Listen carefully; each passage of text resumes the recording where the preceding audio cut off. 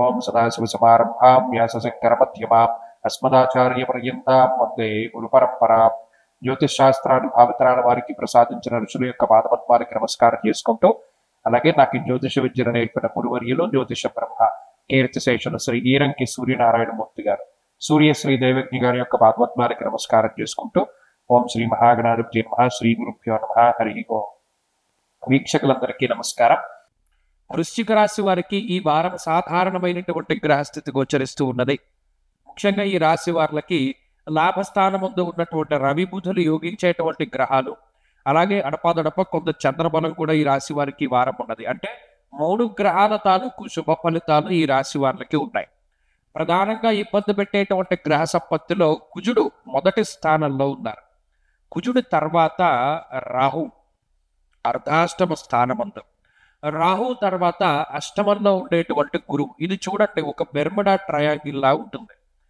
కుజుడు, రాహువు, గురువు ముగ్గురు పరస్పర కోణ స్థానాల్లో ఉండి అష్టమ అర్ధాష్టమ వ్యయస్థానముల యందు ఇబ్బంది పెట్టడం. అంటే ఎలా ఉంటుందంటే, ఇప్పుడు చూడండి, ఏదైనా ఒకటి రౌండ్ గా తిరుగుతోంది అనుకోండి, చుట్టుపక్కల గోడల మీద ఉన్న వస్తువులు కూడా వచ్చి వచ్చి వచ్చి మధ్యలో పడిపోతాయి. మిక్సీ జార్ తిరుగుతూ ఉంటే ఎలా ఉంటుంది, గోడలకు అట్టుకుంటూ ఉన్నది కూడా వచ్చి మధ్యలో పడిపోతుంది. అలాగే సమస్యల నుండి మనం దూరంగా వెళ్ళిపోతున్నాం, గట్టెక్కుతున్నాం అనుకునేటువంటి వృశ్చిక రాశి వాళ్ళు కూడా ఈ ఫోర్స్, ఈ ట్రయాంగిల్ ఫోర్స్ తీసుకొచ్చి మధ్యలో పాడేస్తుంది. ఎక్కుతూ ఉంటారు, కిందకి లాగేస్తుంది, ఎక్కుతూ ఉంటారు, కిందకి లాగేస్తుంది. అంటే సహనాన్ని, ఓపికని అన్నిటినీ కూడా ఈ గ్రహస్థితి పరీక్షిస్తూ ఉంటుంది. ఎందుకు కారణం, కుజ రాహు గురులు 3 గ్రహాలు పరస్పర కోణ స్థానాల్లో ఉంటూ అష్టమ అర్ధాష్టమ వ్యయస్థానములు యందు ఉండడం. అంటే ఒక రాక్షసుడు ఏ విధంగా ఇబ్బంది పెడతాడో అలా ఇబ్బంది పెడుతూ ఉంటుంది ఈ గ్రహస్థితి. వదిలినట్టే వదులుతుంది, మళ్ళా పట్టుకు లాక్కొచ్చి మొదట్లో పాడేస్తుంది.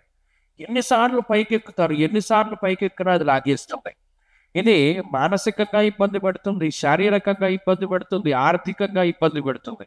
₹1 మనం కష్టపడి సంపాదించుకున్నాం కదా, లేదా మన పూర్వీకులు మనకి ఇచ్చారు కదా, ఇది మనం తిందామంటే ఉండనివ్వదు, బయట వాడు తినేస్తాడు, లేదా అన్యాక్రాంతం అయిపోతూ ఉంటుంది. అంటే అమ్ముకోవలసినటువంటి పరిస్థితులు వస్తాయి. లేదా మన దగ్గర ఎంత భూమి ఉంది, దీన్ని అమ్మి మనం ఏదో ఒకటి సెటిల్ చేద్దాం అనుకుంటే అది భూమి అమ్ముడవదు, వీళ్ళు ఆగరం. అంటే ఎలా చూడండి, ఇప్పుడు మీరు ఎవరిదైనా అప్పు తీసుకున్నారనుకోండి, పాపం మీరు ఇద్దామని ప్రయత్నం చేస్తారు. మీ దగ్గర అప్పు తీర్చుకున్నవాడు మీకు ఎలా ఎక్కడదావా అని చూస్తూ ఉంటాడు. ఇది రకమైనటువంటి పరిస్థితి. ఈ మధ్యలో నలిగిపోయేటువంటి రాశి వృశ్చిక రాశి. అందుకనే మిక్సీ జార్ ఎగ్జాంపుల్ ఎందుకు చెప్పవలసి వచ్చిందంటే, ఆ చుట్టూ ఎంత ఉన్నా మధ్యలో తీసుకొచ్చేసి జుమ్మను పైకి తీసుకెళ్తుంది. అలాగే ఉంటుంది పరిస్థితి. కాబట్టి ఈ వృశ్చిక రాశి వారు కొంతకాలం పాటు ఓపికని పట్టవలసి ఉన్నది.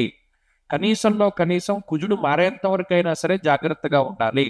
అన్ని రకాలుగాను ఉద్యోగం చేతిలో ఉంది, దాన్ని వదులుకోకూడదు. చేస్తున్నటువంటి వ్యాపారాన్ని అనవసరంగా ఇబ్బంది పెట్టుకోకూడదు. చాలా జాగ్రత్తగా డెసిషన్ తీసుకుని ముందుకు వెళితే మంచి ఫలితాలు వస్తాయి.